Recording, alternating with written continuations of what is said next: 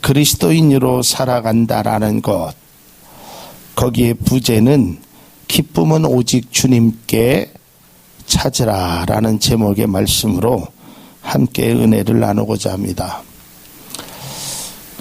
이따가 뒤에도 말씀드리겠지만 우리가 어떤 일을 행할 때 내가 정말 기쁨으로 행하는 것과 그렇지 않고 마지못해서 행하는 것은 내 스스로도 알지만 다른 사람들도 알게 됩니다.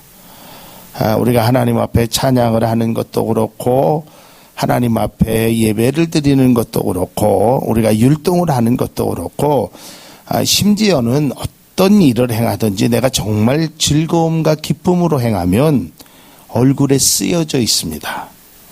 그리고 저절로 누가 말하지 않아도 흥얼흥얼거리게 됩니다.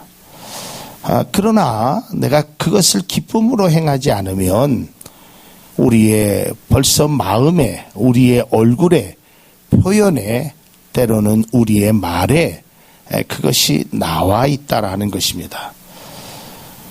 그래서 우리는 오늘 성경 37편 4절에 있는 말씀을 통해서 정말 우리의 기쁨을 하나님에게서 한번 찾아보자. 이것이 바로 그리스도인들이 살아가야 하는 그러한 하나의 모습이 된다라는 것을 우리가 한번 같이 은혜를 나누고자 합니다. 우리가 그리스도인의 기쁨, 다시 말해서 우리들의 기쁨은 첫 번째로는 하나님에게서 찾아야 된다라는 것입니다. 신앙생활에 기쁨이 있어야 한다라는 것입니다. 기쁨이 없는 신앙생활은 나만 힘든 것이 아니라 내 모습을 보고 계시는 하나님도 힘들다는 거예요. 그러니까 제가 우리 학생들을 제가 지난 금요일 날인가 얘기했는데 한 100여 명의 학생들을 제가 공부를 가르쳤습니다. 교회에서도 가르쳤고 외부에서도. 근데 이 공부하는 학생이 그래도 열심히 배우려고 그러고 기쁨으로 하면 가르치는 선생님도 참 기쁘고 그 학생을 대견하게 생각합니다. 그런데 뭐 사람이 늘 기쁠 수만은 없잖아요. 때로는 아주 공부하기를 힘들어하고 때로는 짜증을 내고 마지못해서 거기에 하게 되면 하는 학생도 힘들고 그걸 보고 있는 선생님도 참 힘들어지는 것입니다. 마찬가지입니다. 우리가 신앙생활을 함에 있어서 정말 이게 기쁨으로 해야 된다라는 것이 분명함에도 불구하고 우리가 정말 기쁨으로 행하지 아니하면 내가 힘든 것도 있지만 내 모습을 바라보시는 그 하나님, 그 하나님이 참 마음에 때로는 답답함이 있다라는 것입니다. 마치 이런 것 같습니다. 제가 우리 아이들 아주 어렸을 때 아마 여러분들도 다 그런 경험이 있을 겁니다. 아이가 말도 제대로 못할 때 뭐 돌 이렇게 전후해가지고 감기가 걸리는데 이 코가 막힙니다. 코가. 그러면 이게 조금 이제 좀 이렇게 성장하면 코가 막히면 입으로 숨을 쉴 수 있는데 이 아이는 그런 어떤 기술이라고 할까요? 그런 방법이라 할까요? 그거를 이렇게 터득하지 못하니까 코로는 자꾸 숨을 쉬고 싶죠. 근데 코는 막혀 있죠. 아주 답답해하는 모습을 엄마가 봅니다. 아빠가 봅니다. 그러면 그때 아빠 엄마의 심정은 뭐냐면 그냥 저 안에 있는 코를 다 빼가지고 내 코에다 차라리 집어넣고 아이는 코가 빵 하고 뚫렸으면 좋겠다. 힘들어가지고 막 숨도 못 쉬어갖고 입으로 하는 거 보면 또 밥을 먹을 때 젖을 먹을 때 이 막 코는 막혀가지고 입은 젖을 물었죠. 막 힘들어하는 모습을 보면 부모의 마음이 참 아프게 되는 것이. 아마 하나님께서도 우리의 신앙의 모습을 바라보시면서 정말 때로는 힘들고 어렵게 신앙생활하는 우리의 모습도 힘들지만 우리를 바라보는 하나님의 모습도 굉장히 힘들다는 것입니다. 그래서 성경은 하나님을 예배하거나 하나님을 섬길 때 꼭 기쁨으로 행할 것을 말씀하고 있습니다. 신명기 28장 47절에 보면 내가 모든 것이 풍족하여도 기쁨과 즐거운 마음으로 내 하나님 여호와를 섬기지 아니함으로 말미암아. 그러면서 그 뒤에 쭉 이스라엘 백성들이 받는 고난에 관해서 말하고 있습니다.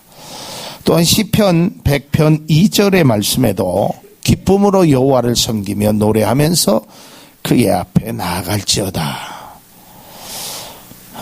우리가 찬송가 가사에도 있듯이 주 음성 외에는 참 기쁨 없도다. 기쁘고 기쁘도다. 항상 기쁘도다. 그러니까 이 신앙생활하면서 우리가 회복돼야 될 많은 것들 중에 하나가 이 기쁨이 회복돼야 됩니다. 그러니까 하나님 앞에 예배 드리는 것이 우리가 어떤 행하는 것이 참 기쁨으로 행할 수 있다면 그것이 아마 최고의 하나님 앞에 드리는 예배가 된다는 것입니다. 자, 그렇다면 우리의 기쁨이 이제 하나님에게서 찾아야 되지만 우리의 기쁨이 그렇게 찾기 위해서 또 다른 것이 하나 있습니다. 그것은 바로 우리의 기쁨이 기준과 목적이 달라야 된다는 것입니다. 목사님이 요새 기뻐할 일이 뭐가 있겠습니까? 참 세상이 힘들죠. 예. 오늘 뭐 보니까 다 감기에 들었고 우리 학생들도 감기에 들었고 제가 목양실에서 잠깐 이게 이제 성경 말씀을 서로 나누는데 얼마나 미안했는지 몰라요. 이 안에는 굉장히 춥습니다. 여기하고는 또 다른 세상입니다. 온도가 달라요. 조그만 난로 하나 펴는데 학생들한테 굉장히 좀 미안했습니다. 근데 이 기준과 목적이 달라야 된다라는 것이 무엇이냐면 우리의 기쁨이 기준과 목적이 달라야 분명한 기쁨을 갖는데 이런 것입니다. 가지면 기쁘고 못 가지면 슬프고 많으면 기쁘고 없으면 슬프고 하고 싶은 것을 하면 기쁘고 하고 싶은 것을 못하면 기쁘지 않고 다시 말해서 모든 기쁨의 근원이 내 것이 되면 이것은 참된 그리스도인의 기쁨이 아니라는 것입니다. 여러분 가끔 이제 지금은 벌써 없어졌겠죠. 12월 달 되면 이 구세군 냄비 있죠. 달랑달랑 하는 거. 여러분 그분들이 그 추운 날 가서 여러분 사랑을 나누십시오. 사랑을 나누십시오. 자기한테 돈을 달라는 게 아니거든요. 다른 사람을 위해서 행하는 것입니다. 근데 그 다른 사람을 위해서 행할 때 내가 기쁠 수 있다면 이게 정말 멋진 기쁨이 아니겠는가. 이 추운 날 내가 누군가에게 뭔가를 나눠주기 위해서 내가 추운 날 이렇게 한다라는 것이 얼마나 기쁜 거냐. 근데 우리는 주는 것에 대한 기쁨을 누리지 못하고 받는 것에 대한 기쁨만을 누린다는 거예요. 그리고 다른 사람을 배려하는 기쁨이 아니라 내 욕심만을 채우는 것이 기쁨의 기준이 되어서는 안 된다는 것입니다. 그러니까 내가 우리 그리스도인의 어떤 기쁨의 근원, 기쁨의 기준은 내 중심이 아니라 내 것을 자꾸만 채우는 것이 아니라 예수님께서 말씀하셨듯이 자기를 비워 종의 형체를 가지신 그 예수님의 모습을 우리가 담는 것이 그것이 기쁨에 회복되는 그런 것이 된다라는 것입니다. 여러분 사실은요 내가 지금 기뻐할 일이 슬퍼할 일보다 훨씬 많습니다. 사실은 몰라서 그렇죠. 내가 기뻐할 일이 얼마나 많은지 몰라요. 제가 늘 병원에 갈 때마다 느끼는 것이고, 어떤 분이 그래요. 삶이 힘들어질 때 중환자실에서 하루만 있어봐라. 그런 이야기를 하는 이야기를 들었어요. 여러분, 그래도 나에게 건강이 있잖아요. 내가 걸을 수 있고 말할 수 있고 내가 행할 수 있다라는 것이 얼마나 감사한지 몰라요.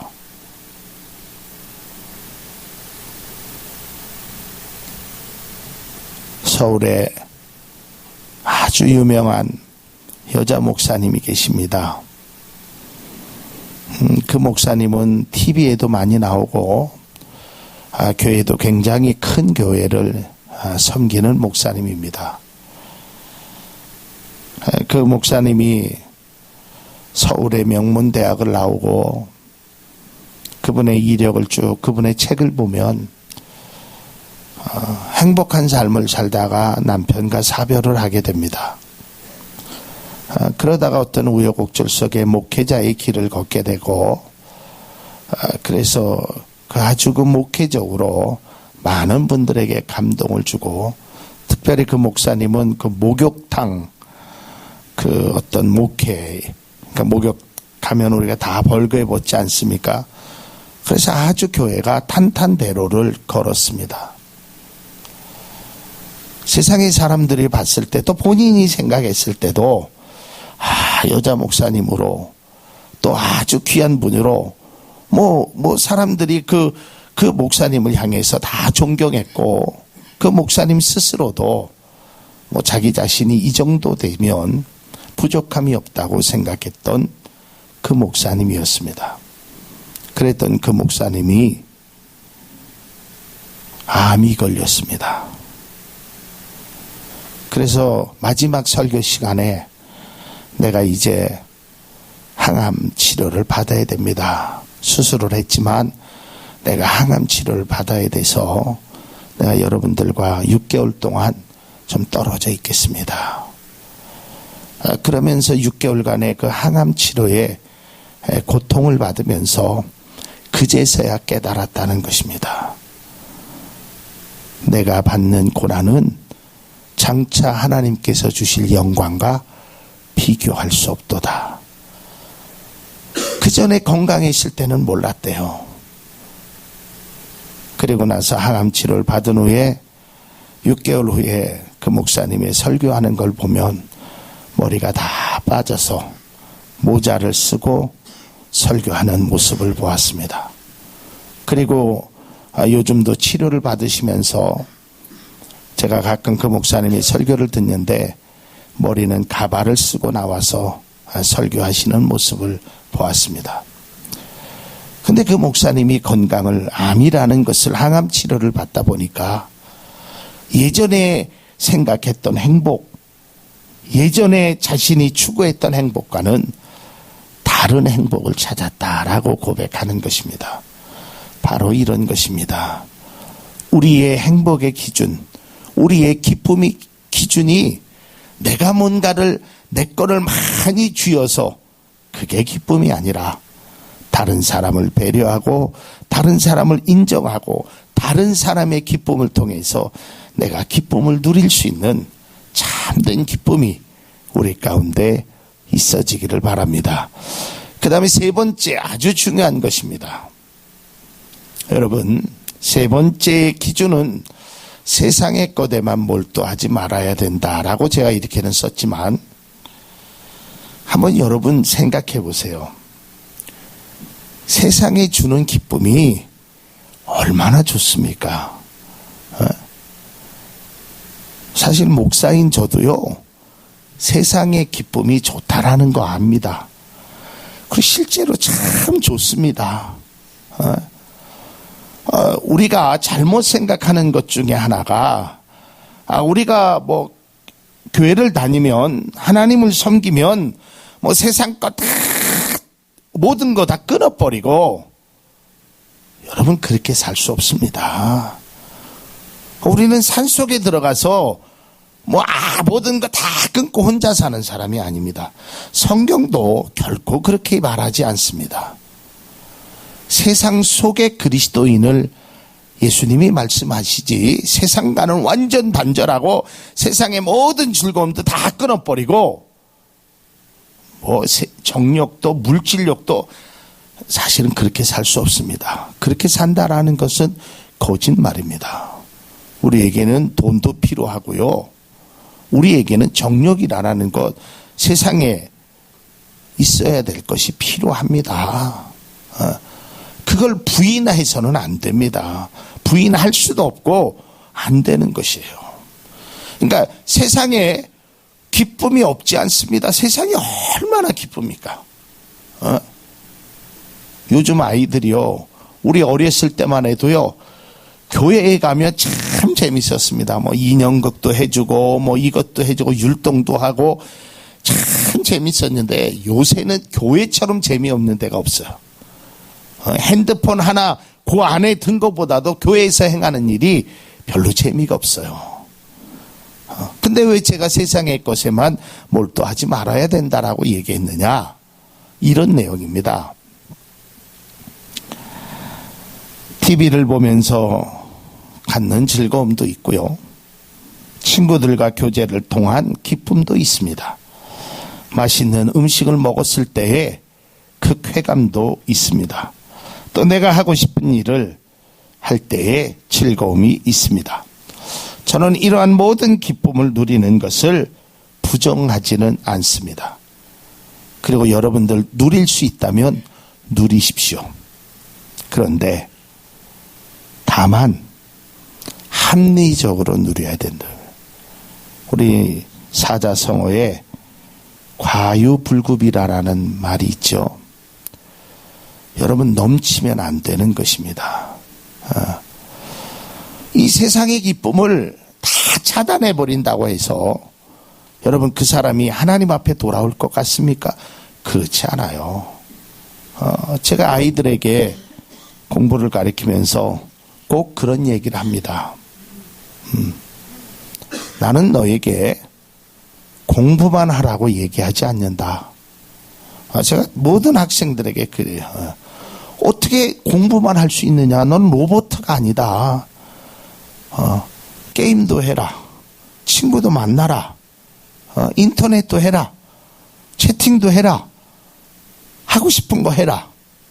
그러나 공부도 해야 된다. 제가 꼭 이렇게 얘기합니다.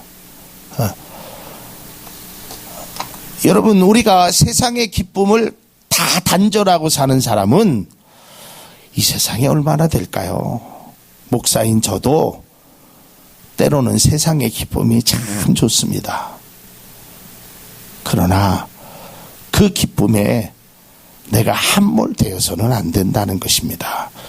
그 기쁨만 추구하면 살아가서는 안 된다는 것입니다.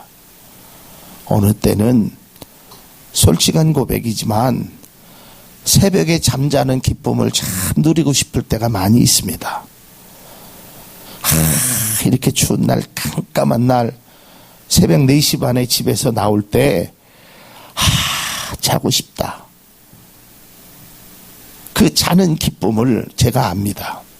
그러나 잘 수만은 없기에, 거기에 내가 몰두할 수만은 없기에 하나님 앞에 기도하는 것입니다. 여러분, 우리가 세상의 기쁨을 완전히 단절하면서 살아갈 수 없는, 오늘 찬양에도 얘기했듯이 우리는 불완전한 사람입니다. 오늘도 실수하고 내일도 실수하고 넘어지고 쓰러집니다.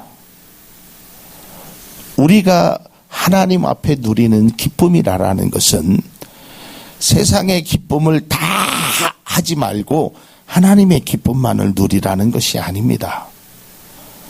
진정한 기쁨은 일단 하나님을 통해서 그 기쁨을 누릴 줄 아는 그리스도인이 되어야 된다는 것입니다.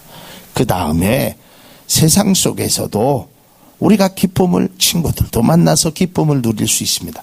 그러나 친구를 만난 그 기쁨으로 인해서 내 인생의 가장 중요한 기쁨을 잃어버려서는 안 된다는 것입니다. 세상의 기쁨을 내가 누릴 수 있으면 누려야 합니다. 그러나 그 세상의 것에만 몰두함으로 소중한 것을 잃어버리면 안 된다는 것입니다. 내가 친구를 만나서 함께 식사를 하고 함께 대화를 하고 필요합니다. 그러나 내가 해야 할 일, 내가 가야 하는 곳, 그곳을 가는데 그 친구와의 만남이 나를 막아두지 않아야 된다는 것입니다. 이게 참된 그리스도인으로 이 절제의 세상의 기쁨을 절제할 수 있는 능력이 우리에게 꼭 있어지기를 바랍니다. 여러분, 주님은요, 여러분들에게 그렇게 요구하지 않습니다. 눈 뜨면 찬양하고 눈 감으면 기도하라라고 주님은 절대 그렇게 요구하지 않습니다. TV도 보십시오. 세상의 즐거운 일도, 여행도 가십시오. 그러나 그 세상의 기쁨이 하나님의 기쁨으로 오는 것을 차단하지 않도록 여러분들의 마음을, 생각을 주장할 수 있는 그런 기쁨을 누릴 수 있기를 바랍니다. 그래서 내가 하나님 앞에 그 기쁨이 세상의 기쁨보다 더 소중하고 또 세상의 기쁨도 또한 마음껏 누릴 수 있는 그런 참된 모습. 그러나 그 기쁨이 죄악의 기쁨으로 넘어가서는 안 되는 것입니다. 그 기쁨이 다른 사람의 마음을 아프게 해서는 결코 되지 않는 것입니다. 하나님이 나에게 말씀하시는 그 기쁨은 우리는 죽고 난 다음에 천국만 가는 사람이 아닙니다. 주님은 이 땅 위에 우리의 삶 위에 천국의 삶을 살 것을 분명히 말씀하고 있다라는 것입니다. 예수 믿는 사람은 재미없다라고 얘기합니다. 그러나 저는 그 말에 동의하지 않습니다. 왜냐하면 예수 믿는 사람은 세상의 기쁨도 누리고 하나님으로부터 주는 기쁨을 누리는 더 재미있고 즐거운 삶을 사는 존재이기 때문에 그렇습니다. 여러분, 자꾸 스스로 자책하려고 들지 마십시오. 보고 싶으면 보십시오. 하고 싶으면 하십시오. 그러나 딱 두 가지, 절대로 죄악된 일을 우리가 계속하는 것은 바람직스럽지 않습니다. 그러나 하고 싶은 일, 보고 싶은 일 때문에 여러분의 삶의 소중한 것을 잃어서는 안 되는 것입니다. 그래서 우리는 하나님 앞에, 하나님, 내가 그리스도인으로 살아가면서 두 가지 목표, 하나는 하나님으로부터 칭찬받으며 하나님을 기쁘게 하며 또한 사람으로부터도 인정받는 그런 기쁨의 사람이 되게 하여 주옵소서. 이것이 그리스도인들이 누려야 될 진정한 기쁨이라는 것입니다. 이러한 기쁨을 누리고 살아갈 때 하나님께서 우리의 마음의 소원을 이루어 주신다고 했습니다. 제가 바라기는 2018년도를 살아가는 우리 모두에게 이처럼 마음의 소원이 이루어질 수 있기를 바랍니다. 진정 우리가 마음의 소원을 이루어지기를 원한다면 기쁨을 주님에게서 찾으십시오. 세상의 기쁨도 중요하지만, 세상의 기쁨도 기쁨이지만 그것보다 그 기쁨 때문에 하나님의 기쁨을 잃어서는 안 되는 것입니다. 우리는 세상에 살면서 세상 속에 우리는 영의 양식도 먹어야 되지만 육의 양식도 먹어야 되듯이 우리가 영적인 기쁨만을 추구하며 살아갈 수 없는 부족한 사람입니다. 그러게 육적인 기쁨도 누려야 합니다. 그러나 그 육적인 기쁨이 영적인 기쁨과 함께 누려질 때 그것이 진정한 가치가 있게 되는 것입니다. 영적인 기쁨이 없이 육적인 기쁨만을 누리게 된다면 우리는 죄악의 늪에서 빠져나올 수 없게 되는 것입니다.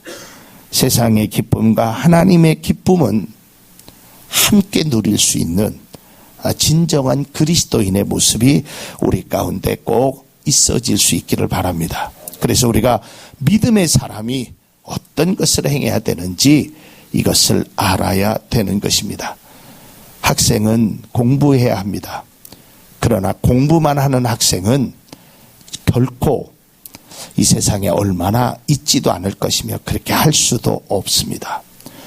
그리스도인은 그리스도인답게 살아야 됩니다. 그러나 그리스도인답게 살아라는 것이 교회 안에서 신앙 안에서만 이루어지는 것이 아니라 세상의 속에서 함께 그 기쁨을 나누면서 함께 행해져야 한다라는 것입니다.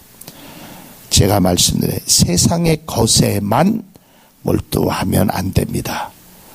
세상의 것도 주님이 주신 것입니다. 주님이 주신 그 기쁨, 먹는 기쁨, 보는 기쁨, 누리는 기쁨도 함께 누리면서 주님이 주시는 참된 기쁨이 우리 가운데 넘쳐나기를 주님의 이름으로 축원을 드립니다.